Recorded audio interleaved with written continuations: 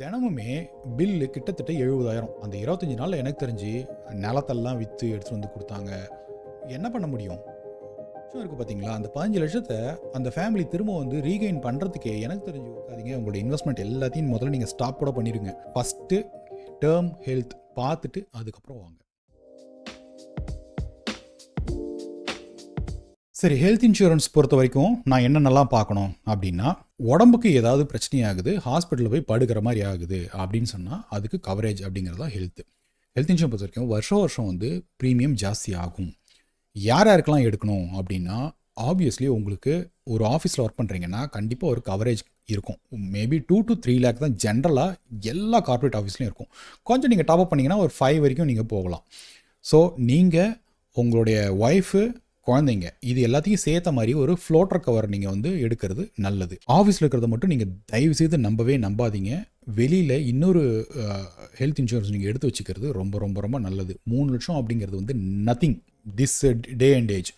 Health insurance வருஷம் stats படி பார்த்தீங்கன்னா 13% வந்து ஜாஸ்தி ஆகிட்டே போகுது. அதாவது இப்போ நீங்கள் இந்த வருஷம் நீங்கள் 1 லட்ச ரூபா நீங்கள் இல்னஸ்க்கு நீங்கள் செலவு பண்ணுறீங்கன்னா அடுத்த வருஷம் பார்த்தீங்கன்னா 1,13,000. இது வந்து காம்பவுண்ட் ஆகிட்டே போகுது. அது நல்லா ஞாபகம் வச்சுக்கோங்க. அவுட் சைடு ஆஃபீஸ் கவரேஜும் கண்டிப்பாக வச்சுக்கணும். எவ்வளோ எடுக்கலாம் ஒரு ஃபேமிலிக்கு அப்படின்னா, இன்றைக்கி எவ்வளோ முடியுமோ ஆரம்பிங்க. ஒரு 5 to 10 lakhs கவரேஜில் ஆரம்பிங்க. ஒரு சிட்டியில் இருக்கீங்க அப்படின்னா எனக்கு தெரிஞ்சு கண்டிப்பாக 10 lakhs மினிமம் கண்டிப்பாக இருக்கணும். இந்த ஃபேமிலி ஃப்ளோட்டரை பொறுத்த வரைக்கும் யங்கர் லாட்டை ஒரு குரூப்பில் வைங்க. அப்பா அம்மாவுக்கு தனி கவரேஜ் எடுத்துக்கோங்க. ஏன்னா இது மொத்தமாக நீங்கள் ஃப்ளோட்டராக எடுக்கும்போது ஈஸின்னு நீங்கள் நினைப்பீங்க. ஆனால் உங்களுக்கு ஒரு 35, ஒய்ஃப்க்கு 35, குழந்தைக்கு ஒரு 10 வயசு இப்படி இருக்குது. அப்பா அம்மாவுக்கு பார்த்தீங்கன்னா ஒரு 60, 65 அப்படின்னு இருப்பாங்க. அதோடு நீங்கள் சேர்த்து போட்டிங்க அப்படின்னு சொன்னால் உங்களோட பாலிசி கவரேஜ் வந்து ரொம்ப ரொம்ப கம்மியாக இருக்கும். கட்டுறதும் வந்து ரொம்ப ஜாஸ்தியாகும். ஸோ இதை வந்து ஃப்ளோட்டராக எடுக்காதீங்க. உங்களுக்கு தனியாக எடுத்துக்கிட்டு அப்பா அம்மாவுக்கு தேவை அப்படின்னா தனியாக எடுத்துக்கோங்க. 60, 65 வயசுக்கு மேலே இருக்காங்க அப்படின்னு சொன்னால் ஹெல்த் இன்சூரன்ஸ் கிடைக்கிறது கொஞ்சம் கஷ்டம். ப்ரீமியம்ஸ் ரொம்ப ஜாஸ்தி ஆகும். அதாவது உங்களுக்கு கவரேஜே வந்து 5 லட்சம் 6 லட்சம் அப்படின்னு இருக்கும். ஆனால் ப்ரீமியம் பார்த்தீங்கன்னா வருஷத்துக்கு 1 லட்ச ரூபா கட்டு அப்படின்னுவோம். அந்தளவுக்கு இருக்கும். அதில் வந்து நிறைய வந்து நோன்னு சொல்லிட்டு ரிஜெக்ட் பண்ணுறதுக்கான சான்சஸும் இருக்குது. அதனால் ஒரு 60 வயசுக்கு உள்ளார இருக்காங்க அப்படின்னு சொன்னால் அப்பா அம்மாவுக்கு நீங்கள் வந்து தயவுசெய்து வாங்கிக்கோங்க.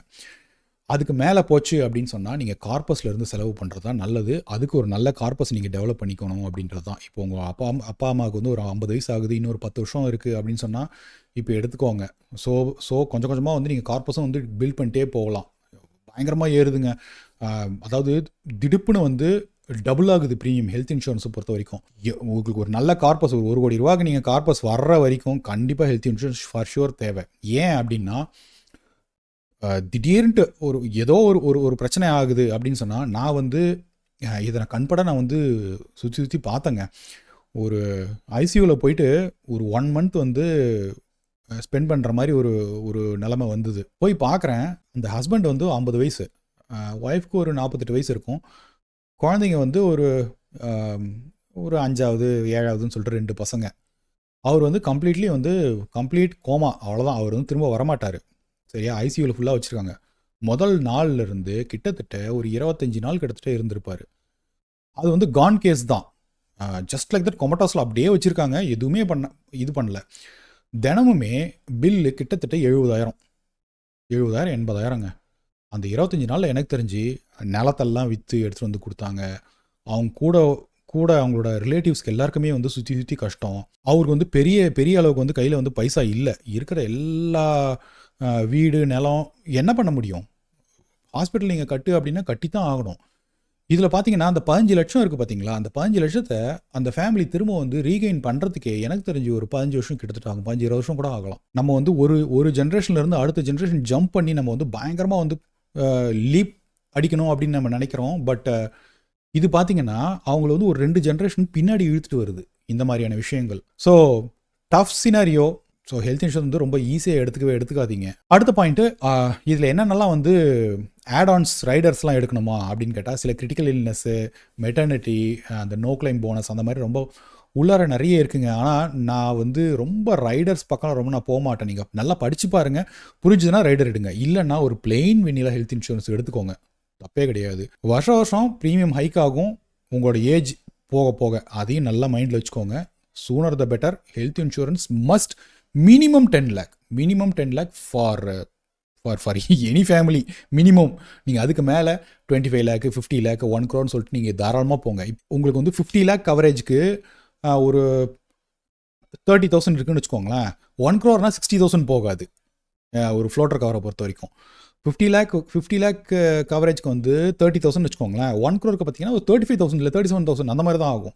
Just go ahead. நீங்கள் இனிஷியலாக நீங்கள் ஒரு 25 லேக் நீங்கள் வந்து போட்டிங்க அப்படின்னு சொன்னால் ஒரு 50 லேக் தாராளமாக எடுத்துக்கோங்க. ஏன்னா என்ன நடக்கும்னு யாருக்குமே தெரியாது. என்னோட இந்த எக்ஸ்பீரியன்ஸ் வந்து ஹாரிபிள் எக்ஸ்பீரியன்ஸ். நான் சுற்றி வந்து அந்த ஐசியூ வார்டில் நான் பார்க்குறேன், ஜனங்க அழுதுகிட்டே இருக்காங்க சுற்றி. தினமே எப்படிங்க 70,000 பில்லு கீழ்ச்சி கொடுத்துக்கிட்டே இருக்கான், தினமே கொடுத்துக்கிட்டு இருக்கான். அவங்க எந்திரிக்க மாட்டேங்கிறாங்க. What will you do? ரொம்ப ரொம்ப ரொம்ப ரொம்ப டஃப்பு.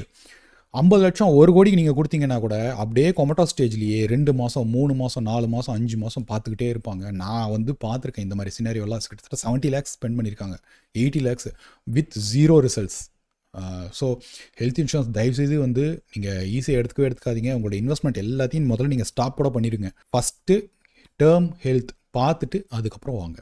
இன்னும் சில பாயிண்ட்ஸ் என்னென்னா, நெட்வொர்க் ஹாஸ்பிட்டல்ஸ் வந்து இதில் பார்த்துக்கோங்க. கேஷ்லெஸ் வந்து உங்கள் வீட்டு பக்கத்தில் இருக்கிறத ஓரளவு பாருங்கள். இன் அண்ட் அரவுண்ட் வந்து ஒரு 4-5 கிலோமீட்டர்ஸில் என்னென்னலாம் கேஷ்லெஸ் ஹாஸ்பிட்டல்ஸ் இருக்குது, அதை வந்து நீங்கள் வாங்குகிற இன்சூரன்ஸ் கம்பெனி கவரேஜ் இருக்கா அப்படிங்கிறத ஓரளவு பார்த்துக்கோங்க. அதுக்கப்புறம் ரூம் ரெண்ட் லிமிட் அப்படின்னு சொல்லிட்டு இருக்குது. ரொம்ப வந்து ரூம் ரெண்ட்டை வந்து ஜாஸ்தியாக நீங்கள் வாங்குறீங்க அப்படின்னு சொன்னால் அதுக்கேற்ற மாதிரி வந்து நீங்கள் ப்ரீமியம் பே பண்ணுற மாதிரி இருக்கும். ஸோ ஜென்ரலாக 2,000, 2,500 இல்லை 3,000 அரௌண்ட் வந்து ரூம் ரெண்ட் லிமிட் இருக்கான்னு பார்த்துக்கோங்க. இதே மாதிரி வந்து ரூம் ரெண்ட் லிமிட்டுக்கு மேலே போகிறது மட்டும்தான் அப்படின்னு கிடையாது.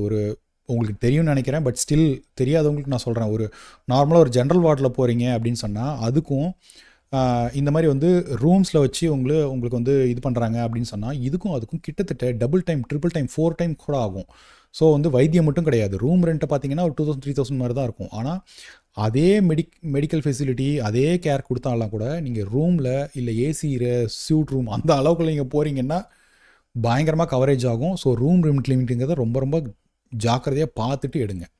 இதே மாதிரியே வந்து ப்ரீ எக்ஸிஸ்டிங் டிசீஸோட கவரேஜ் ஜென்ரலாக பார்த்தீங்கன்னா ஒரு 2 to 4 இயர்ஸ் வந்து கொடுக்க மாட்டாங்க. அதுவும் பாருங்கள். 2 இயர்ஸ்க்கு வந்து ஜென்ரலாக 2 இயர்ஸ்க்கு கிராஸ் பண்ணிச்சுன்னா ப்ரீ எக்ஸிஸ்டிங் டிசீஸ் வந்து கவர் ஆகிடும். So sooner the better. நீங்கள் ஒரு 35 வயசு ஆளுன்னா நீங்கள் இப்போ வாங்கிட்டீங்கன்னு வச்சுக்கோங்களேன், ஒரு 40-45 வயசில் வந்து சுகரு, டயபெட்டிஸு என்னென்னவோ வரும். ஸோ அதெல்லாம் உங்களுக்கு கவரேஜுக்கு ஈஸியாக இருக்கும். ஸோ ஸ்னாப்ஷாட்டில் சொல்கிறேன், லைஃப் இன்சூரன்ஸ் அப்படின்னு சொன்னால் ஃபேமிலி இன்கம் ப்ரொடெக்ஷன், அவ்வளோதான். நீங்கள் இல்லைன்னா அதை ரீப்ளேஸ்மெண்ட்டுக்கு இது வந்து உட்காரணும். ஹெல்த் இன்சூரன்ஸ் அப்படின்னு சொன்னால் நீங்கள் சேவிங்ஸ் எல்லாம் வச்சுருக்கீங்க பார்த்தீங்களா, அதெல்லாம் கரையாமல் இருக்கிறதுக்கு ஹெல்த் இன்சூரன்ஸ். இவ்வளோ தான். லைஃப் இன்சூரன்ஸுக்கும் ஹெல்த் இன்சூரன்ஸுக்கும் டிஃப்ரென்ஸ் நீங்கள் பார்த்துக்கோங்க. வீட்டில் உங்களோட பைக்கு, காருக்கெல்லாம் நீங்கள் வந்து இன்சூரன்ஸ் வந்து பை டிஃபால்ட் எனக்கு தெரிஞ்சு நீங்கள் கட்டுவீங்க. அதுலேயும் சில ரிஸ்க் ஃபேக்டர்ஸ்லாம் இருக்குது. நீங்கள் வந்து ஒரு கார் எடுத்துகிட்டு போகிறீங்க, ரோட்டில் யாராவது இடிச்சிட்டிங்க அப்படின்னு சொன்னால் தேர்ட் பார்ட்டி இன்சூரன்ஸ் வந்து உங்களை கவர் பண்ணோம். அதெல்லாம் ரொம்ப காம்ப்ளிகேட்டான டாபிக். நம்ம ஊரில் அந்தளவுக்கு வந்து ரூல்ஸ் ரொம்ப இது பண்ணுறது கிடையாது. ஆனால் இடித்தவங்களுக்கு ஏதாவது பிரச்சனை அப்படின்னு சொன்னால் உங்கள் பேரில் ஈஸியாக கேஸ் போடலாம். உங்ககிட்ட 15-20 லேக் தாராளமாக அவங்களும் வாங்கலாம். இதுவும் ஞாபகம் வச்சுக்கோங்க. இன்சூரன்ஸ் வந்து ரொம்ப ஈஸியாக எடுத்துக்காதீங்க. இன்வெஸ்ட்மெண்ட் எல்லாத்தையும் நிறுத்திட்டு முதல்ல ஃபிக்ஸ் பண்ணிவிட்டு தென் கம் டுவர்ட்ஸ் இன்சூரன்ஸ். வேறு ஏதாவது உங்களுக்கு இதில் ஓரளவு கவர் பண்ணியிருக்கேன்னு நினைக்கிறேன். ஏதாவது டவுட்ஸ் இருந்ததுன்னா கமெண்ட் செக்ஷனில் போடுங்க. தொடர்ந்து பேசுவோம். தேங்க்யூ.